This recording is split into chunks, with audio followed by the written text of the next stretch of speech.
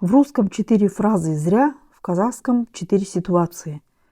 В русском языке эти фразы похожи по смыслу, ну а в казахском языке используются в разных ситуациях и с разным оттенком эмоций.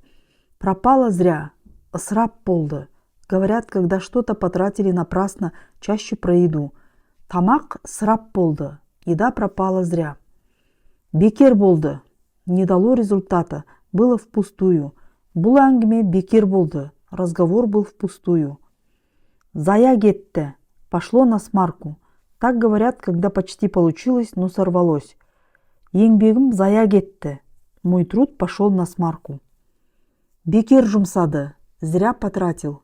Говорят конкретно про деньги, ресурсы. Ақшаны бекер жұмсады, зря потратил деньги.